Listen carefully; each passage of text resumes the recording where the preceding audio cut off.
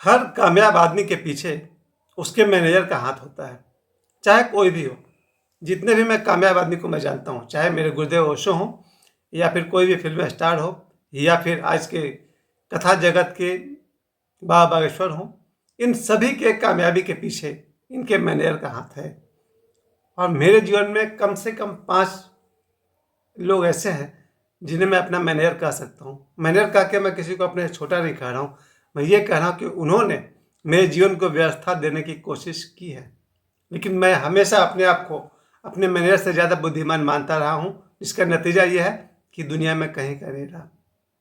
आप कितने भी बड़े से बड़े कलाकार हो, स्टार हो या बिजनेसमैन हो, अपने मैनेजर की बात मानकर चलिए, उसको फॉलो कीजिए। आप चाणक्य को क्या समझते हैं? अगर चंद्रगुप्त राजा बने हैं तो उसके पीछे चाणक्य का हाथ है, वो उनके मैनेजर हैं। वैसे ही मेरे जीवन में जो 5 महत्वपूर्ण मैनेजर हैं जिनकी बात मैंने कभी सुना ही नहीं। मेरी पहली मैनेजर मेरी माँ थी, पिताजी नहीं। पिताजी मेरे मैनेजर नहीं, वो तो मालिक हैं भाई। उनको कोई मतलब नहीं हम कैसे करें क्या करें, कुछ ज़्यादा नहीं। लेकिन मेरी माँ से शुरुआत हुई, उसने मेरे जीवन को मैनेज करना सिखाया। क्योंकि मेरी जो शिक्षा दीक्षा है, मेरी जो पढ़ाई है, वो सुबह 4 बजे से रात 9 बजे तक, उसका पूरा मैनेजमेंट मेरी माँ का था। और मैंने उस आज्ञा को माना। और आज भी जब मैं अपनी बेटी को पढ़ाता हूँ तो उसका कोई भी मैथ्स हो, ट्रिगोनोमेट्री हो या जियोमेट्री हो, आराम से बन जाता है। तो सबसे पहले शुरुआत तो मैंने अपने माँ की आज्ञा मानने शुरू किया था। और मेरी माँ के मैनेजमेंट में मेरा पढ़ाई लिखाई अच्छा रहा, सफल रहा। उसके बाद बारी आई पिताजी की, जो जब मैं क्लास 6 में था तो मेरा नाम सैनिक स्कूल में लिखवाना चाहते थे। फॉर्म भी मंगा चुके थे पर बात नहीं बनी। उसके बाद पिताजी ने कई बार मुझसे पॉलिटेक्निक का एग्ज़ाम दिलवाया, इंजीनियरिंग का एग्ज़ाम दिलवाया। मैं नहीं चल सका क्योंकि मैं अपने आप को पिताजी से ज़्यादा बुद्धिमान मानता था। और जो व्यक्ति अपने आप को अपने मैनेजर से ज़्यादा बुद्धिमान मानेगा, उसका अंजाम कुछ अच्छा नहीं होगा। और मैं बार बार कह दूँ, मैनेजर मतलब मुझसे छोटा नहीं। पिताजी का मैनेजमेंट, पिताजी की व्यवस्था, और मैंने अपने आप को उनसे ज़्यादा बुद्धिमान समझा, गया काम से।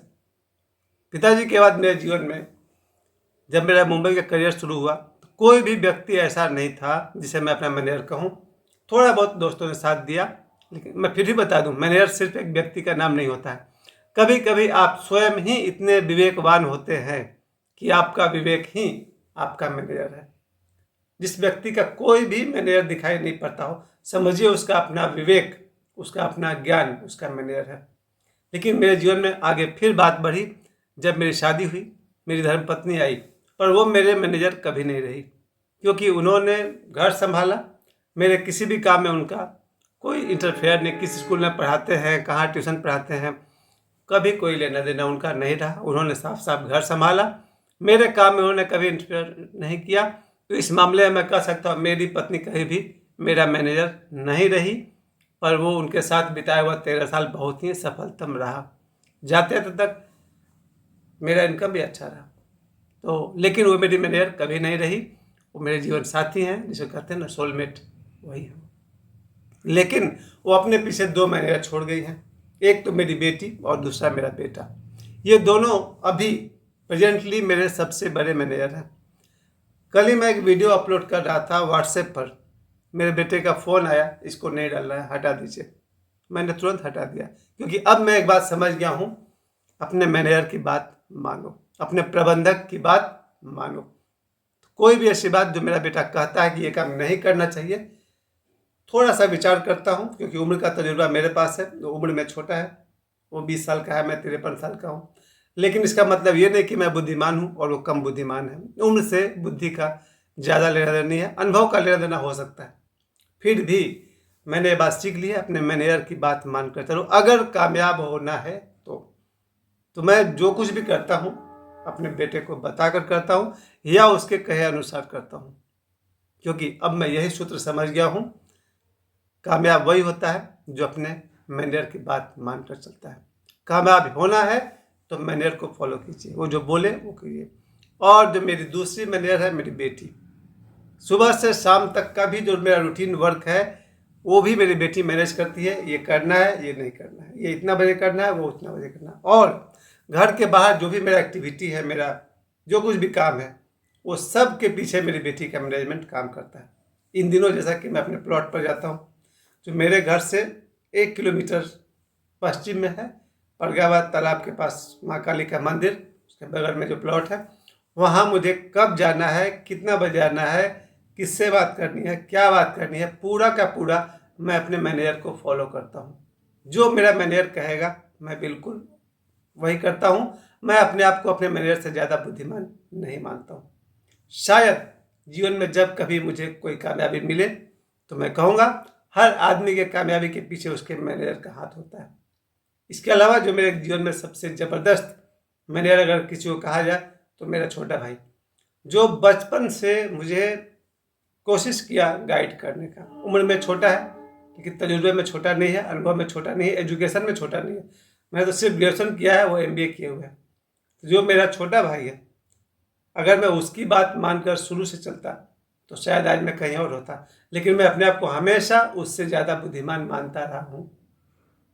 उसने मुझे हर कदम पर, चाहे वो स्पिरिचुअल लाइन हो, चाहे वो मेरा करियर हो, एक्टिंग करियर हो, टीचर का हो, ट्यूशन का हो, या अब जो काम कर रहा हूँ प्लॉटिंग वाला हो, हर जगह उसने मुझे मार्गदर्शन दी है।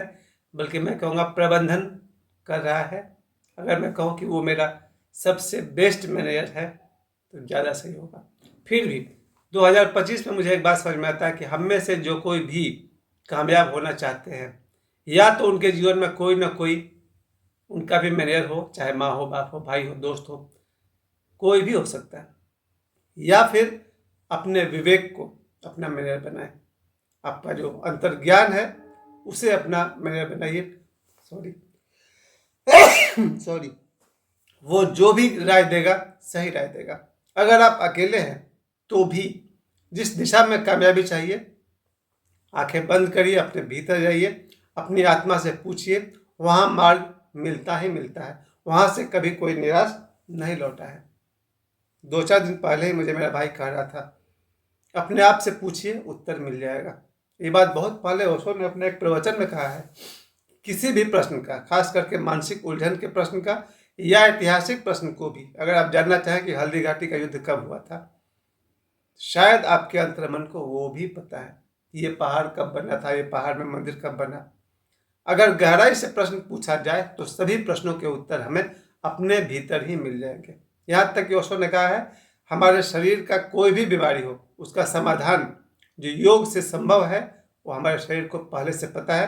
बहुत गहराई में जाकर अगर आप अपने शरीर की समस्याओं का समाधान पूछेंगे तो आपका शरीर ही बता देगा क्या किया जा सकता है। जैसे एक उदाहरण देता हूँ, कुंभक, शंख बजाने का। अगर कोई व्यक्ति शंख बजाते हैं तो शंख बजाने की जो उसकी जो ध्वनि का जो लंबाई है, ये बताता है कि उसका फेफड़ा कितना मजबूत है, उसका लंग्स कितना स्ट्रांग है। तो जो व्यक्ति भी शंख को अधिकतम समय तक बजा सके, 5 सेकंड, 10 सेकंड, 15 सेकंड, 20 सेकंड, उससे उसके फेफड़े की मजबूती पता चलती है। और वैसे में साथ साथ हमारा फेफड़ा मजबूत होता है। हमारे शरीर के और भी सारे ऑर्गन्स हैं, चाहे वो ब्रेन पार्ट का हो या फिर छाती का हो, पेट का हो, इन सभी हिस्सों को एक व्यायाम मिलता है जब हम शंख बजाते हैं। तो हमारा सबसे बड़ा मैनेजर हमारा विवेक है, हमारा अंतर्ज्ञान है।